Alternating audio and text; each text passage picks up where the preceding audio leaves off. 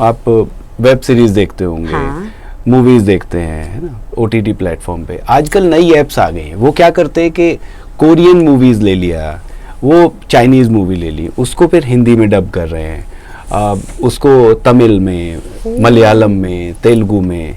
अब आज की दुनिया में बहुत बहुत फास्ट चलना चाहता है हर कोई। वो 50 मिनट का, 100 मिनट का मूवी एक बार में कोई नहीं देखना चाहता।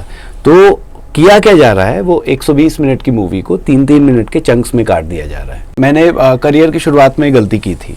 अच्छा। उसमें क्या होता है, जब आप एक कंपनी के साथ डील कर रहे होते हैं उसके ऑडियो ड्रामा को बनाने की, तो पहली बात तो ये है कि उसके साथ आप न्याय नहीं कर रहे होते हैं। एक तो ये चीज़ हो जाती है। मैं तो आर्टिस्ट, मैं अपने आप को बहुत नीचे का आर्टिस्ट मानता हूँ। और भी बहुत बड़े बड़े आर्टिस्ट हैं। तो क्या होता है कई बार कि जब हम अपनी आवाज़ को खाली एज ए प्रोड्यूसर जब हम अपनी आवाज़ को ही प्रमोट करते हैं, तो क्लाइंट हमें नहीं बोल पाता है कि आप गलती कर रहे हैं, आप मत दीजिए अपनी आवाज़, या हम आपको रिजेक्ट कर रहे हैं, चलता है। अच्छा, देखिए, आपने जब डिसीजन लिया रेडियो छोड़ने का, एक बहुत मेजर डिसीजन होता है जहाँ पे अपनी एक पहचान होती है, लोग आपको आपकी आवाज़ से पहचानते हैं। तो वो जो डिसीजन लेना था और स्विच ओवर करना था अपने काम की तरफ, आपको कभी डर नहीं लगा? ये आपकी लाइफ जब चल रही होती है ना, तो ये जो डिसीजन होते हैं अपने आप कोई नहीं ले पाता। मेरा मानना ये है, कहीं ना कहीं कोई ना कोई आपको ऐसा मिलता है और वो दोबारा नहीं मिलता। कई लोग आपकी लाइफ में ऐसे आते हैं कि वो कुछ दिन के लिए आए और इसीलिए आए कि आपको ये डिसीजन लेना है। कंटेंट अच्छा बुरा कुछ नहीं होता, कंटेंट की लैंग्वेज अच्छी बुरी होती है।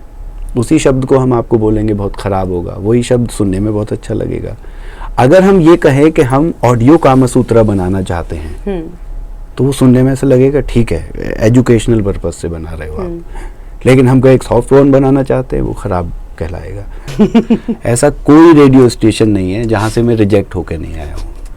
और उसके बाद आपकी आवाज इतनी पॉपुलर है। नहीं तो मैं हुआ हूँ, पहले नहीं था। मैं ऑल इंडिया रेडियो में रिजेक्ट हुआ, उसके बाद सेलेक्ट भी हुआ। मैं गया नहीं तब तक बिजनेस, तो मैं कई बार ऑल इंडिया रेडियो में रिजेक्ट हुआ। और जब मैं सेलेक्ट हुआ उसके बाद से वैकेंसीज नहीं होती हैं। अभी गोल्ड शायद बंद कर दिया है, तो मैं वहाँ सेलेक्ट हुआ। तो मनी ऑर्डर मेरा अभी भी वो भरते ना, ड्राफ्ट बनाते हैं। अभी भी मेरे पास कई साल पहले कॉल आया कि अपना वापस ले जाइए, 200 रुपए का कुछ काम है। तो मैं गया था बाद में, जब बिजनेस शुरू करने के बाद भी मैं गया वहाँ पे कि रीज़न के मुझे सेलेक्ट होना था, बस काम नहीं करना था। इतना मैं आज तक के जो रीजनल चैनल्स जो हैं वहाँ रिजेक्ट हुआ, एबीपी में रिजेक्ट हुआ, एक और बहुत छोटे छोटे चैनल्स में नाम भी नहीं बता सकता, वहाँ भी रिजेक्ट हुआ ऑडिशन में। तो शर्म की बात नहीं रिजेक्ट होना। मैं एज ए प्रोडक्शन लाइन में मैं एक चीज़ सीख मैं देता हूँ जो बहुत से नए लोग जो सुनेंगे, हालांकि ये थोड़ी अटपटी सी लगेगी।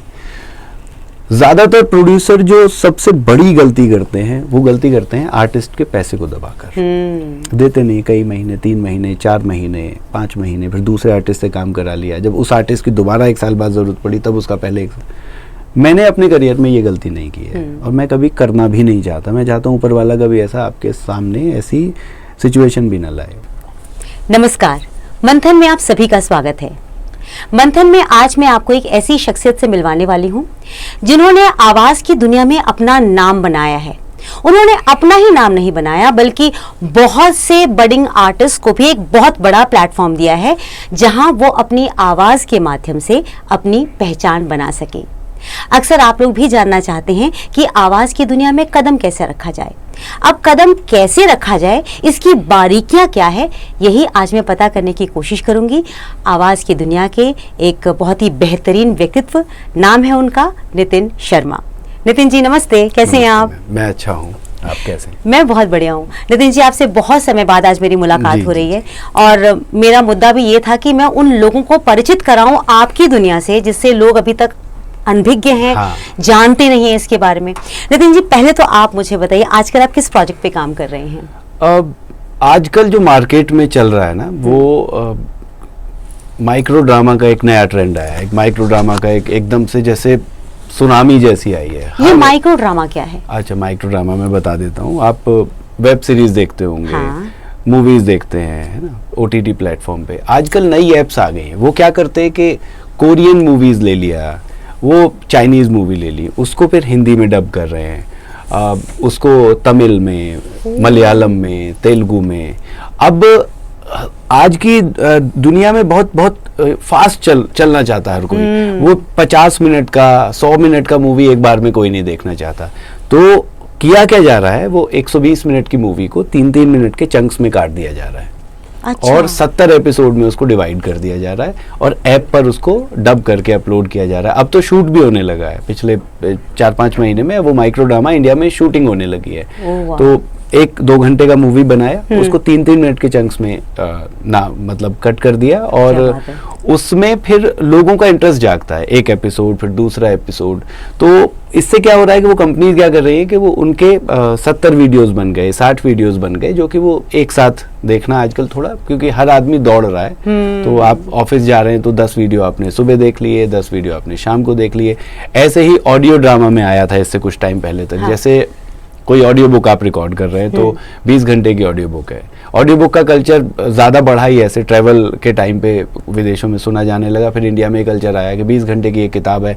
मुझे अभी भी याद है, एक असुर करके किताब करी थी मैंने रिकॉर्ड, आनंद नीलकंठन की, 27 घंटे की किताब थी। अब 27 घंटे ना तो कोई एक बार में बैठ के पढ़ सकता है, ना ही सुन सकता है। लेकिन सुनने के साथ एक बहुत अच्छी चीज़ क्या है, आप ड्राइव करते हुए भी सुन सकते हैं। आप यहाँ से दिल्ली से जयपुर जा रहे हैं, आपने वो किताब लगा दी और 30 एपिसोड हैं, 40 एपिसोड है, आप सुनते चले गए। या लोग ऐसा भी करते हैं कि सुबह ऑफिस जा रहे हैं और आ रहे हैं तो सुनते हुए आते हैं। तो एक माइक्रो ड्रामा का आजकल बहुत चल रहा है मार्केट में, वो हम लोग कर रहे हैं। इसके अलावा एक शो है हमारा कुकू एफएम पर, डिटेक्टिव अजय, उसके सबसे पॉपुलर शोज में से वो एक है। उसका 14वां सीजन अभी हम कर रहे हैं, 15वां सीजन का भी स्क्रिप्ट रेडी है, जिसमें मैं खुद एक उसमें डायरेक्शन तो करता ही हूँ, उसमें मैं खुद एक डिटेक्टिव अजय जो है उसके साथ में एक किरदार है दरोगा कौशल, जो कि उसके साथ केस सॉल्व करने में उसकी हेल्प करता है। वो हर सीजन में, मतलब उसके साथ सेकंड लीड में वो है। अच्छा। तो उसमें मैं दरोगा कौशल भी कर रहा हूँ और ये हमारा 14वां सीजन कंप्लीट होने वाला है, 15वां फिर हम शुरू करेंगे। एक सीजन लगभग 8-9 घंटे का होता है। क्या बात है। अच्छा नितिन जी, जब आप कास्टिंग डिसाइड करते हैं तो देखिए, आप खुद भी आवाज की दुनिया में बहुत सालों से काम कर रहे हैं, आरजे रहे हैं, आपकी जर्नी बड़ी खूबसूरत रही है, आपसे बात करूंगी उस विषय में मैं। लेकिन आप जब लोगों को ऑडिशन में सेलेक्ट कर रहे होते हैं, आप अपने प्रति बायस्ड हो जाते हैं, लीड रोल तो मैं ही करूंगा? नहीं, ऐसा नहीं है। मैंने करियर की शुरुआत में गलती की थी। अच्छा। उसमें क्या होता है, जब आप एक कंपनी के साथ डील कर रहे होते हैं उसके ऑडियो ड्रामा को बनाने की, तो पहली बात तो ये है कि उसके साथ आप न्याय नहीं कर रहे होते हैं। एक तो ये चीज़ हो जाती है। मैं तो आर्टिस्ट, मैं अपने आप को बहुत नीचे का आर्टिस्ट मानता हूँ, और भी बहुत बड़े बड़े आर्टिस्ट हैं। तो क्या होता है कई बार कि जब हम अपनी आवाज़ को खाली एज ए प्रोड्यूसर जब हम अपनी आवाज़ को ही प्रमोट करते हैं तो क्लाइंट हमें नहीं बोल पाता है कि आप गलती कर रहे हैं, आप मत दीजिए अपनी आवाज़, या हम आपको रिजेक्ट कर रहे हैं।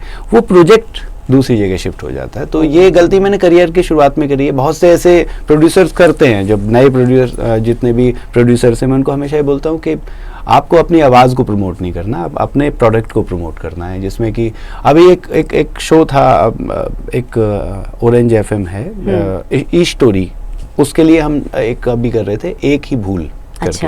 अच्छा। एक आदमी है और उसका नरेशन हालांकि मैंने ही किया है। उसमें एक आदमी है, आदमी ऐसा है कि वो 55-60 साल का आदमी है और शादी नहीं की है, जीवन में उसने बहुत सारी भूल की हुई है। वैसे वो अमीर बहुत हो गया है। उसका जो भांजा है उस स्टोरी में, वो उसको बोलता है कि आपने जितनी भी भूल करी है, अपने दिल के पत्थर को, दिल पे जो पत्थर रखा है उसको उतारिए, बोझ को उतारिए, आप सभी लोगों से माफी मांगने जाइए। तो उसी के ऊपर है। तो जब वो स्टोरी में पढ़ने लगा तो मुझे उस स्टोरी में बाबला कोचर नजर आए कि ये कैरेक्टर वो है। तो मैंने उनको कॉल किया कि सर ऐसा ऐसा कैरेक्टर है आप, तो उन्होंने कहा ऑडिशन भेजना है, मैं क्या भेजूं? मैं बोला जो आप हैं वो भेजिए एक बार। वो हुआ। उससे पहले एक हमने एक वो की थी, शायद अभी लाइव हो गई होगी, जिसमें कि नरेटर जो था वो ऐसा था कि हालांकि उसका एज कम था, तो उन्होंने बहुत अच्छे से उसको किया है उनको। तो उसमें भी थोड़ा जब हम स्टोरी पढ़ते हैं और आर्टिस्ट को जानते हैं तो पहली नज़र में एक चीज़ आ जाती है कि हाँ ये उन पे थोड़ा फिट बैठेगा, या उस आर्टिस्ट के साथ हम जा सकते हैं। फिर भी हम 2-3 आर्टिस्ट के ऑप्शन लेते हैं। बाकी तो क्लाइंट कई बार अपनी वो रखते हैं। अभी हमने चेतन भगत का किया था, तो अब 2 सीजन किए हैं, दोनों में मैंने एक लाइन भी रिकॉर्ड नहीं किया है। मैंने दोनों सीजन में मैंने डायरेक्ट किया है। गर्ल इन रूम नंबर 105 उनकी किताब है इंग्लिश की, उसका हिंदी रूपांतरण है। और अभी एन अरेंज्ड मर्डर, दोनों ही मर्डर मिस्ट्री है। उसमें 4 कैरेक्टर्स जो है वो वही चले आ रहे हैं, बाकी कैरेक्टर बदल रहे हैं। दोनों में मैंने कोई कैरेक्टर प्ले ही नहीं किया है, सिर्फ डायरेक्शन किया है। राजेश तिलंग जी जो एक्टर हैं, उनके साथ अभी हमने एक ऑडिबल पे आने वाला है, वो उनकी सिंगल उन्हीं की आवाज़ में। तो बहुत सारे एक्टर्स का ऑडिशन उसमें हमने किया। लेकिन उनकी आवाज़ पसंद आई ऑडिबल को, और हमने अभी वो भी कंप्लीट किया है रिसेंटली। मेरे ख्याल में 1-2 हफ्ते में वो भी रिलीज़ होने वाला ऑडिबल पर। तो कास्टिंग में ज़रूरी नहीं है कि मेरी आवाज़, ज़रूरी है आपका प्रोडक्ट जब आए। जैसे लास्ट ईयर मैं एक प्रोडक्शन हाउस के साथ एसोसिएट होके हमने एक किया था शर्लॉक, जिसमें कि रणदीप हुड्डा ने उसमें मेन भूमिका निभाई है। वो शो भी अवार्ड जीता था। इसके अलावा हीर किया था हमने। हीर को एक बार हम बना चुके थे, उसमें अमित त्रिवेदी जो बॉलीवुड सिंगर हैं उन्होंने भी गाना गाया है। रॉक स्टार की कहानी है एक, जो सिंगिंग करता है, और उसमें जसलीन भल्ला ने लीड प्ले किया है। पल्लवी भारती को उसमें शायद जसलीन भल्ला वही कोरोना वाली पल्लवी भारती जी ने उसमें नरेट किया है। प्रशांत नरूला ने उसमें लीड किया है, मेल लीड, और उसमें पूरा म्यूजिक, गाने, मतलब वो एक तरीके से हमने फिल्म बनाई है। उसमें भी मैंने कुछ नहीं किया है। और अब मेरे ख्याल में हम लोग पिछले 2-3 साल में डिजिटल इमोशंस में मेरे ख्याल में 100-200 से ज़्यादा ऑडियो ड्रामा बना चुके हैं। मैंने बमुश्किल 10 में काम किया होगा। तो अच्छा, आपको कभी ऐसा मतलब एहसास होता है कि एक प्रोड्यूसर के तौर पे काम करना, एक ओनर के तौर पे काम करना, और फिर एक एक्टर की तरह, मतलब एक वॉइस एक्टर की तरह से काम करने में कुछ डिफरेंस है? कुछ आप मिस आउट करते हैं इसके बीच में? हाँ, एज ए वॉइस एक्टर थोड़ी ज़्यादा मेहनत करनी पड़ती है। एज ए प्रोड्यूसर नहीं कर, एज ए प्रोड्यूसर आपको पता होता है कि क्या है। एज ए मतलब वॉइस एक्टर आपको बहुत, जब स्टोरी होती है ना, तो उस स्टोरी के हिसाब से काम करना होता है। अब एज ए प्रोड्यूसर आप अपने हिसाब से, देखिए दोनों में बहुत अंतर है। जब आप एज ए प्रोड्यूसर आप काम कर रहे होते हैं तो प्रोडक्ट के साथ साथ आपको पैसे को भी ध्यान में रखना होता है कि ठीक है, मेरा इतना पैसा इसमें खर्चा है प्रोडक्ट में और इतना मुझे प्रॉफिट है जी। जब आप एज ए एक्टर काम कर रहे हैं, और अपने मैं और कहीं तो काम करता ही नहीं हूँ, अपने प्रोडक्शन हाउस में जब मैं कर रहा होता हूँ तो मुझे पैसा मिलता भी नहीं है, वो सब कंपनी का है या वैसा है। और बस ये है कि इसको थोड़ा मेहनत करके किया जाए। तो अभी एक ही भूल का मैं बता रहा हूँ, तो वो मेरे ख्याल में 16 घंटे का नरेशन था, तो बहुत समय लगा उसमें, तो अभी कंप्लीट किया है। तो ये दोनों थोड़ा अलग अलग चीज़ें हैं। एज ए प्रोड्यूसर काम करना, एज ए वॉइस एक्टर काम करना, दो बहुत अलग चीज़ें हैं। मैं आज की डेट में एज ए वॉइस एक्टर बहुत कम काम करता हूँ। तो आप मिस नहीं करते अपने दिनों को, अपनी आवाज़ को सुनना? हाँ, मैं पहले जब रेडियो में था तब रेडियो बहुत मैंने एंजॉय किया। उसके बाद रेडियो छोड़ने के बाद जब ये प्रोडक्शन में आए, तो अब जीवन में प्राथमिकताएं अलग होती चली जाती है। तब अपने लिए कमाते थे, अब कंपनी के लिए करना होता है, बहुत सारी चीज़ें जुड़ जाती हैं, तो उस हिसाब से चलता है। अच्छा, देखिए आपने जब डिसीजन लिया रेडियो छोड़ने का, एक बहुत मेजर डिसीजन होता है जहाँ पे अपनी एक पहचान होती है, लोग आपको आपकी आवाज़ से पहचानते हैं, तो वो जो डिसीजन लेना था और स्विच ओवर करना था अपने काम की तरफ, आपको कभी डर नहीं लगा मैं खो जाऊंगा, गुम हो जाऊंगा, मेरी आवाज़ खत्म हो जाएगी? इससे पहले कई बड़े डिसीजंस में ले चुका था। मतलब मैं ये मानता हूँ, आप रिस्क टेकर हैं उसका मतलब। हाँ, तो आप जब पहाड़ों पे जाते हैं तो वहाँ एक लिखा रहता है कि यहाँ आगे तीव्र मोड़ है, आगे ऐसे आपकी लाइफ में बहुत सारे लोग मिलते हैं। वो तीव्र मोड़ को आप चले जाते हैं, वो कई बार आप उस मोड़ पर कभी वापस नहीं आते हैं। बस उसका इतना काम है आपको ये बता देना कि गाड़ी स्लो करो, यहाँ से निकल जाओ, आगे गड्ढा है, आगे संकरा रास्ता है। ऐसे ही आपकी लाइफ जब चल रही होती है ना, तो ये जो डिसीजन होते हैं अपने आप कोई नहीं ले पाता। मेरा मानना ये है, कहीं ना कहीं कोई ना कोई आपको ऐसा मिलता है और वो दोबारा नहीं मिलता। कई लोग आपकी लाइफ में ऐसे आते हैं कि वो कुछ दिन के लिए आए, और इसीलिए आए कि आपको ये डिसीजन लेना है, आए और चले गए।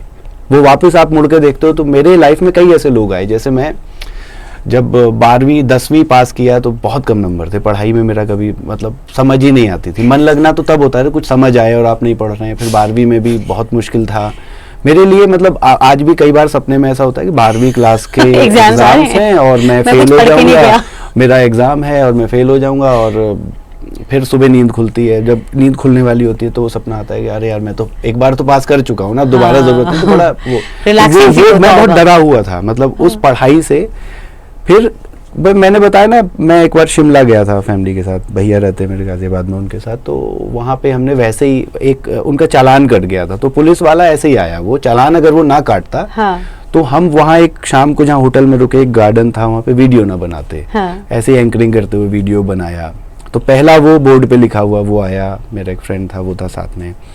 फिर उसके बाद मैंने वो वीडियो अपने एक फ्रेंड है, उनकी सिस्टर में हापुड़ रहता था, उनको दिखाया। तो उन्होंने पहली बार मुझे कहा कि तुझे मीडिया में चले जाना चाहिए। मुझे पता भी नहीं था एंकर कैसे बनते हैं, तो वहाँ चले जाना चाहिए।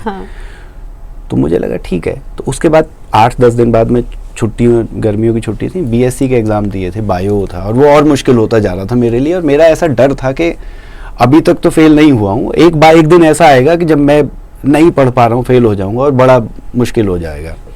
फिर गाजियाबाद गए, पढ़ वहाँ पे उस टाइम पे दूसरा वो बोर्ड मेरे को उन्होंने दिखाया। हाँ। अब तीसरा आया कि 2005-06, अगर आपको याद है, नहीं याद है, कि गाजियाबाद में एक लड़की ने पहली बार दहेज की वजह से अपनी बारात लौटाई थी। हाँ हाँ हाँ।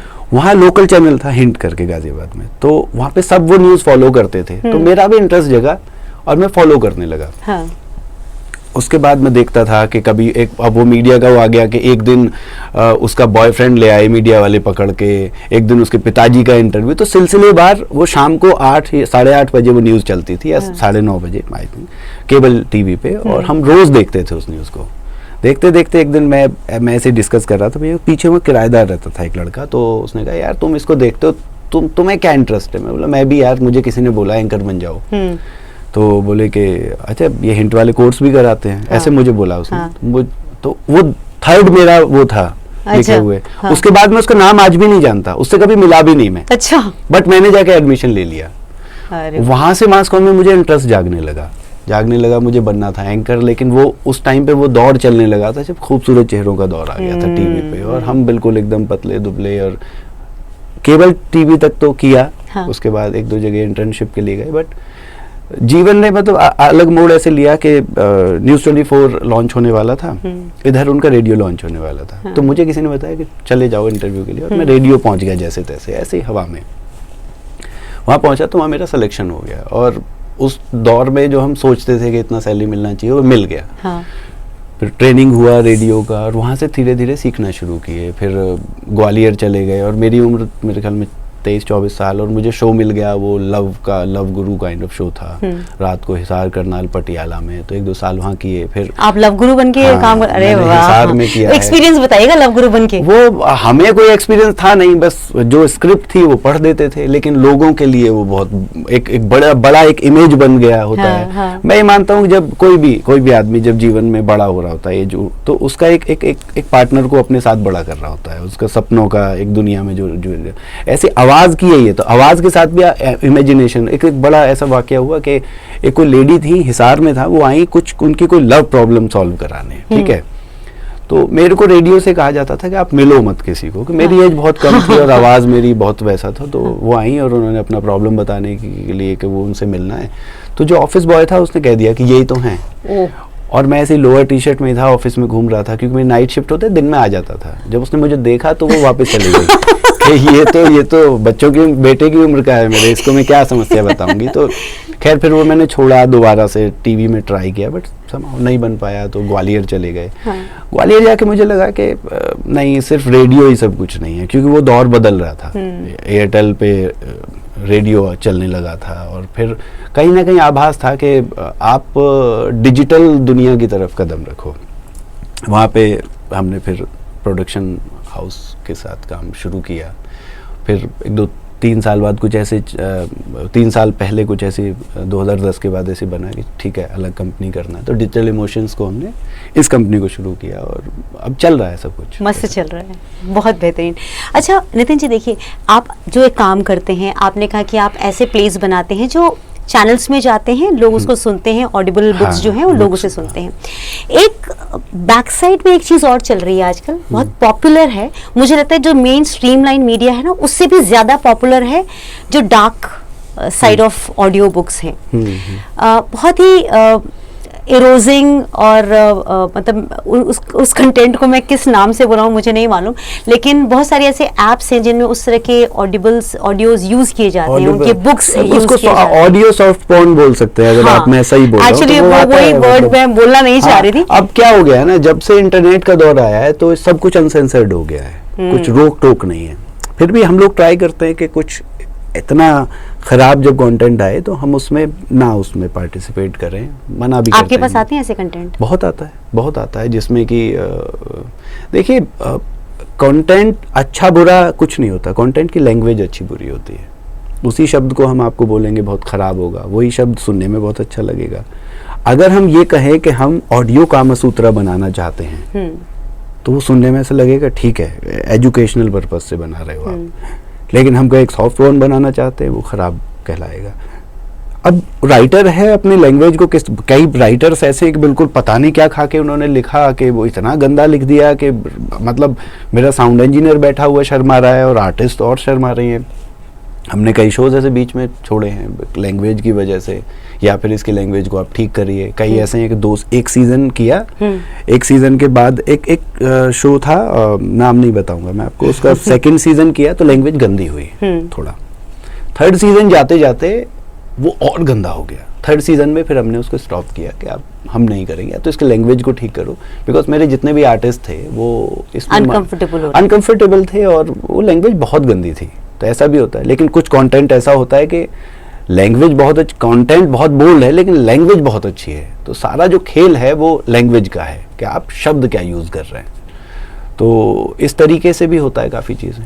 तो सेंसरशिप, जैसे अब टेलीविजन पे सेंसरशिप हुआ करती थी, टीवी को छोड़े फिल्मों में भी हुआ करती थी, अब अचानक से उन्होंने इन चीज़ों पर, मतलब जितने भी हमें सोशल मीडिया उस पर सरकार ने कुछ कड़क नियम बनाने की कोशिश की है, शुरू किया है। लेकिन आप अगर देखो, पुराने बहुत सारे राइटर्स हैं, मतलब अब के नहीं, 50 साल पुराने राइटर्स हैं, उनकी भी लैंग्वेज बहुत, कई राइटर्स की लैंग्वेज आपको बहुत खराब मिलेगी। पता है, मतलब मुश्किल है ना, आप नहीं सुन पाते उनको। मैं किताब रिकॉर्ड करा रहा था कि उसमें कुछ जाति सूचक शब्द बोले गए थे, बड़े बड़े राइटर हैं उनके। तो फिर हमने उस प्रोडक्शन हाउस से वो किया कि इसको आज की डेट में बोलें, क्योंकि पहले तो ये कानून था नहीं। आज हम अगर बोलेंगे तो हमारा जो नरेटर है कहीं उस पे केस ना हो जाए। बिल्कुल ठीक बात तो उन्होंने कहा कि नहीं, ये इसको आप शब्द को हटा दीजिए।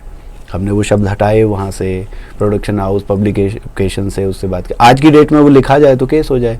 लेकिन आप देखो, अब तो मैं 1 महीने से देख रहा हूँ कि जो बहुत सारा जो कंटेंट बन ज़्यादा रहा है, कंज्यूम करने वाले लोग कम हैं। आज की डेट में अगर आप देखोगे, खासकर रील्स और इसमें बहुत ज़्यादा बन रहा है और देखने वाले कम हैं, लिमिटेड देखने वाले हैं। तो उससे क्या हो रहा है कि वो दिखाने की चाहत में, अपने कंटेंट को बेचने की चाहत में, या उसके लाइक्स और फॉलोअर और उसके बढ़ा कुछ भी चल रहा है, और उसमें इतना निचले स्तर पे कई चीज़ चली गई है कि उसको आप उठा नहीं सकते हो। बहुत एक अलग सब्जेक्ट है, इस पे बात करेंगे तो घंटों भी निकल सकते हैं। लेकिन हाँ, गवर्नमेंट कर रही है और ये अच्छा है कि ऐसे अकाउंट्स इन पे, मतलब आप पता नहीं ना, आजकल छोटे बच्चे भी देख रहे हैं। आजकल तो बच्चा मोबाइल देखे बिना दूध नहीं पीता है, और माँ बाप भी अपने काम को टालने के लिए उसको मोबाइल पकड़ा दे रहे हैं। ठीक है, तो वहाँ से जो एक गंदगी जानी शुरू हो रही है अगली जनरेशन में, वो खतरनाक तो है इस इंटरनेट के दौर में। तो मुझे लगता है कि आप जो है सिर्फ सेंसरशिप कर रहे हैं, भाई सरकार की तरफ से कोई सेंसरशिप नहीं है ऑडियो पर, तो आप अपनी तरफ से सेंसरशिप करते हैं। आपको जिसको लगता है कि भाई ये मैं नहीं सुन सकता, मेरी टीम नहीं सुन सकती है। आप ये हमारे ब्रांड के साथ भी, डिजिटल इमोशन से हम इतना सारा कंटेंट बनाते हैं। अब हम ही उस तरह का बनाने लगेंगे तो अच्छा जो ब्रांड है वो हमसे काम मुश्किल कराएगा। अच्छा, अभी भी ये मार्केट में ऐसा है कि अगर आपने ऐसा कुछ काम किया तो बहुत लोग पल्ला झाड़ लेते हैं। अब अलग अलग क्लाइंट का अलग एक स्टैंडर्ड होता है, लेकिन कुछ आ जाते हैं कि ठीक है जी, ये भी करा दो, ये भी करा दो, नहीं करते हैं। ठीक है, मतलब ज़रूरी नहीं है कि इसी को काम कर, यही वाला काम करने से रोजी रोटी चलेगी। जब हमारी अच्छा काम करके चल रही है, अच्छा काम और ज़्यादा कर रहे हैं, तो क्यों हाथ डालना है ऐसे कंटेंट में। और लेकिन वो कुछ करते भी हैं लोग ऐसा है कि वो यही कंटेंट करते हैं, उनकी रोजी रोटी वैसे चल रही है। हमारा रास्ता थोड़ा अलग है उनसे, ये है। लवली। अच्छा नितिन जी, जैसे कि आप के यहाँ बहुत सारे लोग आते हैं ऑडिशन देने के लिए, तो आपकी ना प्री रिक्विजिट आप अपनी तरफ से क्या रखते हैं? क्या वो ट्रेंड वॉइस होनी चाहिए, या आप अपने आप देख करके आवाज़ की क्वालिटी, टोनालिटी, वो सब चेक करके स्वयं जो है उनको ट्रेन कर देते हैं? नहीं, ऐसा नहीं है। ये डिपेंड करता है कि आप रिकॉर्ड क्या कर रहे हैं, प्रोजेक्ट क्या है आपका। कुछ प्रोजेक्ट ऐसे होते हैं कि जिसमें हमें नई आवाज़ों की ज़रूरत ही नहीं है, हमारे पास जो आवाज़ें हैं उनसे। कुछ आवाज़ें ऐसी होती हैं कि हमें अलग चाहिए, तो हम रिक्वायरमेंट डालते हैं सोशल मीडिया पर, लोग ऑडिशन देने आते हैं। कई बार बहुत ट्रेंड हुआ है, कई बार कोई कैरेक्टर ऐसा था, हमें रॉ कैरेक्टर ही चाहिए, हमें नहीं चाहिए पॉलिश्ड वॉइस। कई बार क्लाइंट की रिक्वायरमेंट होती है कि मुझे बिल्कुल ऐसा चाहिए, बिल्कुल एकदम देसी आवाज़ चाहिए। अच्छा। अब हम कई बार कोई बहुत पॉलिश्ड आर्टिस्ट है, उससे करा तो रहे हैं देसी आवाज़, लेकिन वो नहीं बन पा रही बात। तो ऐसा भी कई बार हुआ है। मैं जिस सोसाइटी में रहता हूँ वहाँ से कई लोगों की आवाज़ को इसमें ऑडियो में रिकॉर्ड कराया है, छोटे मोटे कैरेक्टर ही सही, पर होता है कभी कोई वेटर का कैरेक्टर आ गया, रिसेप्शनिस्ट का कैरेक्टर आ गया, तो हम उनसे कराते हैं, जिसमें कि और वो छोटे छोटे कैरेक्टर बहुत अच्छे आर्टिस्ट कर रहे थे तो रिजेक्ट हो गए थे। अच्छा। और लेकिन उनको बड़ा एक रॉ कैरेक्टर चाहिए था, तो करते हैं वैसा भी। नितिन जी, जब आपसे कोई बात कर रहा होता है तो उस वक्त आपका फोकस उसके चेहरे भाव पर या उसकी आवाज पर रहता है? आवाज वैसे नॉर्मल लाइफ में तो नहीं आवाज पे रहता, डिक्शन पे जरूर रहता है। मतलब मैं कई बार जब हम इतने उसमें घुस गए हैं तो कोई शब्द को गलत बोल रहा होता है तो थोड़ा एक बार चुभता है, ऐसा लगता है पिन मारी किसी ने। हाँ, ऐसा कोई व्यक्ति है जो रेगुलर गलत बोल रहा है, अब जरूरी नहीं है, एक आध बार पता, कुछ लोगों के साथ ऐसा होता है कि पता है कि वो नहीं ठीक होगा, लेकिन हाँ, हमारे लाइन का या ऑफिस का व्यक्ति कोई गलत बोल रहा है तो उसको तो फिर भी टोक देते हैं। पर आम जिंदगी में जरूरी नहीं ना उसकी रोजी रोटी वॉइस ओवर से चले, वो तो करता ही नहीं, उसका मतलब ही नहीं, वो बैंक में काम करता है, वो आईटी में काम करता है, तो शाह को सा बोले, शाह को सा बोले, उससे कोई फर्क नहीं पड़ता है उसके लिए, नुक्ता लगाए न लगाए, उसको पता ही नहीं है कि नुक्ता होता भी है कुछ। हमें पता है तो हमें, आप खुद लगा लीजिए। हाँ, तो हमें जो है पता है तो हम थोड़ा, हमारे दिमाग में अखरता है, बस इतना ही है। अच्छा, आप कभी अपनी आवाज को थोड़ा चेंज भी करते हैं क्या? दूसरे को भी इमिटेट करते हैं, हाँ, कैरेक्टर करते हैं। तो मैं पहले काफी मिमिक करता था, वो प्रैक्टिस छूट गई है। पीयूष मिश्रा की एक वो आए थे, वसीपुर आई थी, तो मैं काफी नरेट करता था, उसको कॉपी कर लेते थे, बहुत सारे एक्टर्स की करते थे। अब कुछ नहीं, कुछ ध्यान है वो था जैसे पीयूष मिश्रा का था, इंसान जो है वो दो नस्ल के होते हैं, एक होते हैं हरामी और एक बेवकूफ। उसका नरेशन ऐसे ही शुरू होता है, तो ये करते हैं। और अब उतना याद नहीं है चीजें, अब उतना समय भी नहीं मिलता। पर आपका कोई तो फेवरेट होगा जिसको मिमिक करने की आपकी इच्छा होती होगी? ऐसे तो बहुत सारे हैं पर हो नहीं पाता, कर लेते हैं शौक में, वैसे ही चलते फिरते मजाक में। आपने कभी अपनी वाइफ को बेवकूफ बनाने की कोशिश की आवाज चेंज करके फोन पे? नहीं, वो अब ये फिल्मों में और वैसे देखने में अच्छा लगता है। हाँ। आम जिंदगी में ऐसा नहीं होता है कि हम आवाज बदल रहे और ना पहचाने, ठीक है। कई बार हो जाता है, जैसे मेरी आदत है, कहीं लंबे सफर पे कहीं जा रहे हैं गाड़ी हाँ। से और किसी लोन वाले के लिए कॉल आ जाए, वहां थोड़ा कर लेते हैं। लेकिन आप घर परिवार में जो जिनसे रेगुलर बात होती है वो पहचान ही लेते हैं, आप कितना ही कर दो, क्योंकि जिनके साथ आप हमेशा रह रहे हो उनके साथ किसी न किसी कैरेक्टर में आप कभी ना कभी मजाक कर ही रहे होते हो मिलके, तो फोन पे आप कुछ भी कर लोगे तो वो नहीं हो पाता है। मेरे साथ तो नहीं हुआ है, लोग कर लेते हैं आवाज बदल के। मैंने बताया ना कि अब आर्टिस्ट वाला वो जो है कम है काम। मतलब आप जिंदगी में सीरियस होते जा रहे हैं? हाँ, होना पड़ेगा, खर्चे बढ़ते हैं, काम बढ़ता है, डेडलाइंस बहुत शॉर्ट। अभी पहले क्या होता था, किसी बुक को डिलीवर करने में 1 महीना 45 दिन। आजकल के जो काम हो गए सोशल मीडिया पे, वो अंधी दौड़ है कि मुझे रिलीज करना है, 3 दिन में मूवी डब करके दे दो, 5 दिन में मुझे शो दे दो, अब शाम को स्क्रिप्ट आई परसों दे दो, तो वो दिन रात चलता है। अब 8 घंटे का काम नहीं है, अब 24 घंटे का काम है। 24 घंटे काम करती है मेरी टीम, कभी कोई काम कर रहा है, कभी कोई काम, रोटेशनल बेस पे करते रहते हैं। लेकिन बहुत ये सोशल मीडिया, मतलब ये है ज़रूर कि आपका एकदम चैन छीन लेता है, और आपको मार्केट में बने रहना है, कंपटीशन में बने रहना है, तो आपको काम भी करना है। और आप ऐसे नहीं कह सकते कि नहीं मैं 6 दिन में ही कर, अब ये बदल रहा है, वो वाला जो टाइम देती थी कंपनी अब नहीं देती है। तो नितिन जी, फिर तो आपका सोशल सर्कल खत्म हो गया होगा? मेरा सोशल सर्कल बहुत बड़ा है, मैं जिस सोसाइटी में रहता हूँ 8000 लोग रहते हैं, लोग 7000 रहते होंगे। वहाँ पिछले साल में प्रेसिडेंट था, इस साल में सेक्रेटरी हूँ। आप टाइम कैसे निकालते हैं? अब निकल जाता है, ऐसे ही निकल रहा है बस। वो खैर ये भी एक अलग कहानी है, वो टाइम निकालने की। आजकल जो एसोसिएशंस हैं, एओए हैं, वो करते हैं लोग काम, उसमें भी उम्मीद से ये गए थे कि चलो अच्छा काम करेंगे, बट होता क्या है कि इतना प्रेशर रहता है, आप वो लोग समझने की कोशिश नहीं करते कि आपकी रोजी रोटी, आप ये तो समाज सेवा इससे नहीं चल रही है, आपका अपना भी काम है। 24 घंटे वो भी है। वो मैं कई बार वहाँ जनरल बॉडी मीटिंग में एक बार मैंने बोला भी था कि रेजिडेंट्स आपस में लड़ पड़े। हाँ। तो मैंने उनको कहा कि आप आपस में मत लड़िए, आपने गाली देने के लिए एक संस्था रखी हुई है जिसका नाम एओए है, एसोसिएशन है, इनको दो ना, 10 लोग हमें ही देते रहो, आपस में मत लड़ो। तो ये जो है एक सर्कल तो बहुत बड़ा है मेरा, मतलब पहले मीडिया में भी होता ही है बातचीत में, और अब वहाँ भी काफ़ी बड़ा सर्कल है, तो चलती रहती है, मैनेज हो जाता है।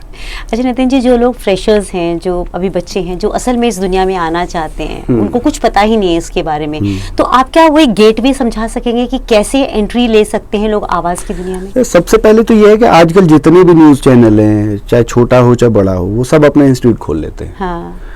मैं कई जगह पहले पढ़ाने जाता था, और शायद आपसे भी एक इंस्टीट्यूट के थ्रू में मैं पढ़ाने, रेडियो पढ़ाने आया था, तभी मुलाकात हुई।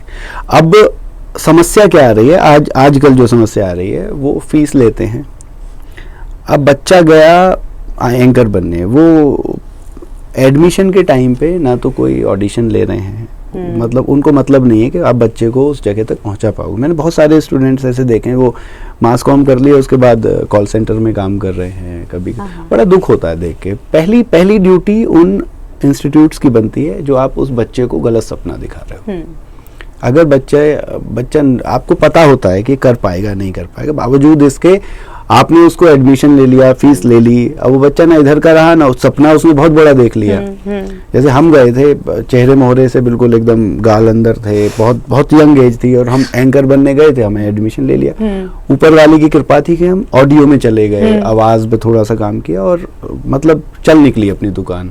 वरना मैंने कोई एमआर बन गया, दवाई बेच रहा है, मेरे खुद के बैच के लोग, कोई कुछ कर रहा है। कई ऐसे लोग हैं मिल जाते हैं गाय बगाए, तुम क्या कर रहे हो, तुम्हें ये कर रहा हूँ। मैं जब मास कॉम कर रहा था, एक लड़का मानसिक संतुलन खो बैठा था। मुझे कई साल बाद वो, अब उसका नाम भूल रहा हूँ मैं जा रहा था, वो घड़ी बेचते हुए मिला गाजियाबाद के पुराने बस अड्डे पे, क्योंकि वो एंकर बनना चाहता था, नहीं बन पाया।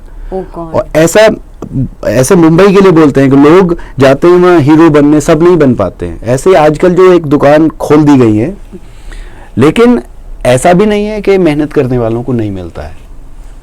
सबसे पहली बात, आजकल की जो जनरेशन है उसको ये समझना होगा कि आपको सीखना होगा। सिर्फ एक डिग्री लेने से आप वॉइस ओवर आर्टिस्ट नहीं बन सकते। मैं आज की डेट में जो वॉइस ओवर आर्टिस्ट जानता हूँ उसमें 80% ऐसे हैं जिन्होंने मास कॉम नहीं किया है, लेकिन फिर भी बहुत दमदार, बहुत तगड़े वॉइस ओवर आर्टिस्ट हैं। एक्सप्रेशंस उनके इतने तगड़े हैं, डबिंग में महारत हासिल है, लेकिन उनके पास मास कम्युनिकेशन की डिग्री नहीं है। तो डिग्री से ज्यादा आपको प्रैक्टिस की जरूरत है। और ये जो इंस्टीट्यूट्स भेड़ बकरी की तरह बच्चों को हर साल भर रहे हैं, हर साल निकाल रहे हैं, मतलब जैसे भेड़ होती है ना, एक मशीन में आपने डाला, उसकी ऊन उतार ली और उसको बाहर कर दिया, ऐसे ही बच्चों के साथ हो रहा है। उसके माँ बाप से एक इंस्टीट्यूट का नाम नहीं लूंगा, एक बच्चा, उसके फादर सिक्योरिटी गार्ड थे।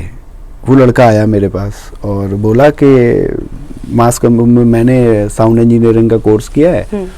मैंने कहा कितना फीस दिए? बोले 4 लाख रुपए। और उस बच्चे को 3 सॉफ्टवेयर्स के नाम तक नहीं पता था चलाना। तो ये जो एक अंधी दौड़ है, पहले इसको इंस्टीट्यूट्स को समझना होगा। दूसरी बात, अब आ जाता है पहला स्टेप, हम कैसे करना चाहते हैं। इसमें कोई रॉकेट साइंस नहीं है, सिर्फ प्रैक्टिस। आपको अपने डिक्शन पे काम करना है, आपको अपने कैरेक्टर्स पे काम करना है कि आप क्या कर सकते हो, और आपको अपने एक्सप्रेशंस पे काम करना है। आपको पढ़ना आना चाहिए, आपको बोलना आना चाहिए, बस इससे ज़्यादा कुछ नहीं है। उसके बाद जब आप काम करने लगते हैं, तो आप जब फेल होते हैं, बार बार फेल होंगे, बार बार रिजेक्ट होंगे, तो वहाँ हिम्मत नहीं हारनी है। ऐसा कोई बड़ा न्यूज़ चैनल नहीं है जहाँ के एंकरिंग के ऑडिशन से मैं रिजेक्ट नहीं हुआ हूँ। ऐसा कोई रेडियो स्टेशन नहीं है जहाँ से मैं रिजेक्ट होकर नहीं आया हूँ। और उसके बाद आपकी आवाज इतनी पॉपुलर है। नहीं तो मैं हुआ हूँ, पहले नहीं था। मैं ऑल इंडिया रेडियो में रिजेक्ट हुआ, उसके बाद सेलेक्ट भी हुआ। मैं गया नहीं तब तक बिजनेस, तो मैं कई बार ऑल इंडिया रेडियो में रिजेक्ट हुआ। और जब मैं सेलेक्ट हुआ उसके बाद से वैकेंसीज नहीं होती हैं। अभी गोल्ड शायद बंद कर दिया है, तो मैं वहाँ सेलेक्ट हुआ। तो मनी ऑर्डर मेरा अभी भी वो भरते ना, ड्राफ्ट बनाते हैं। अभी भी मेरे पास कई साल पहले कॉल आया कि अपना वापस ले जाइए, 200 रुपए का कुछ काम है। तो मैं गया था बाद में, जब बिजनेस शुरू करने के बाद भी मैं गया वहाँ पे, कि रीज़न के मुझे सेलेक्ट होना था, बस काम नहीं करना था। इतना मैं आज तक के जो रीजनल चैनल्स जो हैं वहाँ रिजेक्ट हुआ, एबीपी में रिजेक्ट हुआ, एक और बहुत छोटे छोटे चैनल्स में नाम भी नहीं बता सकता, वहाँ भी रिजेक्ट हुआ ऑडिशन में। तो शर्म की बात नहीं रिजेक्ट होना, मेहनत करते जो कहीं ना कहीं तो कुछ मिलता है। तो क्या बात हुआ है। तो मतलब रिजेक्शन से एक बहुत अच्छी सीख मिल सकती है, जो लोग रिजेक्ट होकर सुसाइड कर लेते हैं। अब हाँ, मतलब क्यों करना है। आप देखिए उसका एक लॉजिक है। अगर आप उस टाइम बुरा लगता है, मैं हापुड़ रहता था और जॉब नहीं थी 1 साल मेरे पास, तो मैं वहाँ से बाइक से आता था नोएडा, जून का महीना में। एक चैनल था, अब आपको पता ही है न्यूज़ चैनल्स के कितने बुरे हाल हैं, छोटे चैनल्स के खासकर। तो गुड़गांव में एक चैनल था, मैं 8 दिन मैंने डेली अप डाउन हापुड़ से गुड़गांव किया। और जब 8वें 7वें दिन मैंने लेटर मांगा, मतलब वो उस चैनल ने मुझे बड़ा आंखों बिठाया और मुझे एंकर बना दिया। ठीक है, अब मैं भी सोचूं कि यार इतनी अच्छी सैलरी और मुझे एंकर बना दिया, और मैं रोज हापुड़ से जाऊं अप डाउन। फिर 7वें 8वें दिन मैंने पूछा उनसे कि भाई मेरे को लेटर तो दे दो ज्वाइनिंग का, तो बोले लेटर मिल जाएगा। फिर मैंने 2-4 लोगों से, जैसे 6-7 दिन हो गए बातचीत, किसी की 4 महीने से तनख्वाह नहीं आई है, किसी की 3 महीने से नहीं आई है। मैं वो 8वें दिन गया ही नहीं, मैं कि छोड़ो यार कर लेते हैं। तो फिर उसके बाद हालांकि मैं माय एफएम चला गया था, दैनिक भास्कर का था, वहाँ मॉर्निंग जॉब था, मैं 4 घंटे का शो। उस शहर ने मुझे काफ़ी कुछ सिखाया। वहाँ मैं बिल्कुल अकेला था, ग्वालियर 9 महीने रहा। वहाँ से एक अलग जन्म हुआ कि वहाँ कई बुरी आदतें भी लगी और कुछ अच्छी चीज़ें भी सीख के आया। वहाँ का जो रेडियो था, वहाँ आपके ऊपर कोई नहीं था। एक स्टेशन हेड थे और एक मेरा फ्रेंड था, वो भी आरजे था। उस शहर ने बताया कि छोटा ही शहर था कि हाँ, आपको अकेले करते चलना है सारी चीज़ें। फिर मैं 2 अक्टूबर को वहाँ पे गांधी जयंती थी, छुट्टी थी, मैं वहाँ से रिज़ाइन करके आया था। उसके बाद से फिर हम बिज़नेस में चले गए और ये ज़रूर सीखा है, अब कंफर्ट जोन के बुलबुले में जिस दिन आप चले जाते हैं, घुस जाते हैं, उस दिन आपको चीज़ों को आपकी डाउन जाने लगती है। आपको कंफर्ट, जब तक ये लाइन ऐसी है, आपको रोज़ कुआं खोदना है, रोज़ पानी पीना है। जिस दिन आपने सोच लिया कि मैं आज कुआं नहीं खोदूंगा, तो आपको ये मतलब बिल्कुल मान लेना चाहिए आज आप प्यासे सोने वाले हैं। बहुत सही बात आपने तो की। ये बिल्कुल है। अच्छा नितिन जी, आज जिस पोजीशन पे आप खड़े हैं, जब पीछे मुड़कर अपने उस नन्हे नितिन को देखते हैं जो ग्वालियर में था, जो हापुड़ से जाता था, उस नितिन को कुछ सीख देना चाहते हैं? कभी कभी ऐसा लगता है मुझे अपना पर्सनल, जैसे सरकारी गाड़ी होती है, डीएम, एसएसपी, एसपी, जब देखता हूँ प्रशासनिक अधिकारी, तो कभी कभी पढ़ लेना चाहिए था। ऐसा कब मुझे लगता है पढ़ लेना चाहिए था। थोड़ा सा पढ़ लेते तो उस टाइम उसकी अहमियत नहीं समझ में आती है। और जब जितना मैंने अपने करियर में किताबें पढ़ी हैं, उसकी 10% भी मतलब काम 10% अगर मैंने एजुकेशन के जब मैं पढ़ाई कर रहा था, एक्चुअल जब पढ़ लिया होता तो बड़ा वो मतलब क्या बोलते हैं कि हाँ कुछ ना कुछ बन गए होते। बट ठीक है, किस्मत होती है आपकी कि आपको क्या कहाँ ले जाना है, आप वो आपके हाथ में नहीं होता। इंटरेस्ट ही नहीं था मेरे। मैं सच में मैथ्स पढ़ने में मुझे ऐसा था कि शायद मैं ग्रेस से पास हुआ था, 1-2 नंबर का ग्रेस। और मैं इसलिए नहीं बोल रहा हूँ कि मेरे से कोई मोटिवेट हो, मैं इसलिए बता रहा हूँ कि पढ़ लेना चाहिए उस टाइम पे, आप समझ लेना चाहिए। और ये माँ बाप के लिए भी होता है कि आपको इंटरेस्ट पता होना चाहिए बच्चे का। कई बार क्या होता है कि बोझ डाले जा रहे हो, यही बनना है। कई फिल्मों में भी बहुत अच्छे मैसेजेस दिए, तो ये बहुत सही बात है। मास कम्युनिकेशन में मैं आया और इत्तफाकन आया और मेरा इंटरेस्ट जाग गया। मैं उसके बाद कभी मतलब उतार चढ़ाव आए हैं, पर ऐसा कभी नहीं हुआ कि मैं किस गलत फील्ड में आ गया हूँ। जबकि बिजनेस में आने वाला भी अपने पूरे परिवार में मैं पहला व्यक्ति हूँ। अच्छा। कोई नहीं है, कभी सब नौकरी करने वाले लोग हैं। तो और वो ऐसा कभी अब लगता है कई बार कि मैं छोटा सा किस्सा बताता हूँ। मैं 12वीं में था, तो मदर मेरी बिल्कुल पढ़ी लिखी नहीं है, गांव के परिवेश। तो मैं 12वीं में गांव चला गया था, 11वीं 12वीं। तो बॉटनी जूलॉजी की बड़ी मोटी मोटी किताबें होती हैं। तो मम्मी क्या सुबह भैंस को करने दूध निकालने के लिए 4 बजे उठ जाती थी, तो मुझे भी उठा देती। लैंप था तो लैंप की रोशनी को और करने के लिए कागज लगा लेते थे ताकि रोशनी और रहे। तो सुबह उस टाइम मिट्टी का तेल आता था, अब तो बंद हो गया शायद। सुबह उठ के चारपाई के बराबर में, और वो तब तक जगाती रहती थी जब तक उठ के चाय ना पी लो। फिर उसके बाद वो नीचे चली जाती थी। मैं फर्स्ट फ्लोर पे था, तो वो देखती थी मैं ऐसे किताब लेता था और सो जाता था। और सेम मैंने ये गलती सेम 10वीं क्लास में भी करी। मैं ताऊ जी के पास पढ़ा रहा हूँ, तो उसी गुस्से में जब नंबर नहीं आया तो उन्होंने गाँव भेज दिया था मेरे को। तो ऐसे पढ़ता था, तो उनको शक हुआ कि ये किताब उल्टी है या सीधी है। तो एक मेरे चाचा है, उनसे पूछा कि ये बताओ कि ये किताब सीधी किधर से है। हाँ। तो फोटो वोटो बना हुआ था। हाँ। बोले इधर से। बोले ठीक है। अगले दिन मैं फिर उल्टी किताब पकड़े हुए था और मेरी सुबह सुबह ठीक ठाक वो हो गई। तो ऐसा ठीक है, हर किसी का अपना अलग तरीके का बचपन होता है। बट मैंने हर चीज़ देखी है लाइफ में। मतलब बहुत अच्छा, खेती भी की है, 2 साल गन्ना उगाया है और गेहूं काटे हैं और दाल, अरहर की दाल भी उगाई है। उसके बाद फिर ग्रेजुएशन करने आ गए थे, फिर मास कॉम करने आ गए। अभी भी गांव जाते हैं तो ठीक है, खेत वेत हैं। बट ये है कि चीज़ें देखी सब कुछ है, ऐसा नहीं है किसी कुछ रिग्रेट तो नहीं रहा आपको ना? बिल्कुल नहीं। उससे फायदा क्या होना है? अगर आप करते भी हो कोई रिग्रेट कि ये करना था, ये नहीं किया। हाँ। ठीक है, अब जो कर सकते हैं वो कर लेंगे। अभी के डिसीजंस में कोई रिग्रेट? मैंने कहीं मतलब एक कंपनी में कुछ कई साल अपने लाइफ के बिताए। मैं जो ये बाद में 2000 अभी 2-3 साल पहले ये शुरू किया है, तो ये पहले कर लेना चाहिए था शुरू, मुझे ऐसा लगता है। तो मतलब और अच्छा होता। अभी भी कोई बुरा नहीं है, ठीक है, अभी जो रफ्तार है उस हिसाब से ठीक है। अच्छा, कोई अपने जीवन से सबक देना हो तो आपको क्या 3 सबक ऐसे हैं जो आप मेरी जो जितनी भी ऑडियंस है उनको देना चाहेंगे? पहला तो मैंने आपको बताया कि जब उम्र होती है तो अपने इंटरेस्ट का जल्दी शुरू करके पढ़ लेना चाहिए। तो वो मेरे को थोड़ा सा ऐसा लगता है कि हाँ उस टाइम थोड़ा और पढ़ लिया होता। और अब देखो आपका लिखा, मैं 2-3 चीज़ें मानता हूँ। सांस जो, मैं 2-3 चीज़ें बहुत मैंने कहीं सुना है और वो मैं बोलता भी हूँ। एक तो छोटी सांस नहीं लेनी चाहिए, ये सब कहते हैं ना। सांस जो है आपको गिन के लिखी हुई है। हाँ। तो लंबी लंबी सांस लो, ज्यादा जियोगे। छोटी सांस लोगे तो जल्दी जल्दी अपनी सांसें खत्म कर रहे हो। ऐसे ही मैं पढ़ाई को मानता हूँ। हाँ। अब हम काम करते हुए पढ़ रहे हैं, पहले हाँ। पढ़ लिए होते तो ये किताबें नहीं पढ़नी होती तो पहले पढ़ लेते। पढ़ाई एक वो है, एक जरूरी है। मैंने उसके बाद मास कम्युनिकेशन किया, ग्रेजुएशन किया, पोस्ट ग्रेजुएशन किया। हाँ। उसमें बहुत अच्छे नंबर हैं। हाँ। ठीक है, फर्स्ट डिवीजन है सब में। लेकिन मेरा शुरुआती जो है वो बहुत कम नंबर वाला है। तो एक तो ये है। दूसरा, आप हाँ और ना में जियो, ब्लैक और व्हाइट में जियो, ग्रे एरिया में कभी नहीं जियो। करना है या नहीं करना है। आप जो अधूरे मन से कोई भी काम करते हैं ना, वो काम कभी सफल नहीं होता। आपका एक किताब अवचेतन मन की शक्ति, और मैं पढ़ रहा था, हालांकि मुझे बड़ा उसमें मजा आया। हिंदी रूपांतरण था कि रात को मैंने सोचा ये मैं बुरी आदत छोड़ दूंगा और छोड़ दिया। ऐसा नहीं होता है हालांकि। लेकिन जब आप अधूरे मन से कोई काम कर रहे होते हैं ना, तो वो काम कभी सफल नहीं होता। आपको करना है तो करो, नहीं करना तो मत करो यार, छोड़ दो। बोले नहीं करना मेरे को। मैं अपने अब तीसरी चीज अपने, मुझे ऐसा लगता है कि एक चीज बहुत जरूरी है, आपको अपना शरीर।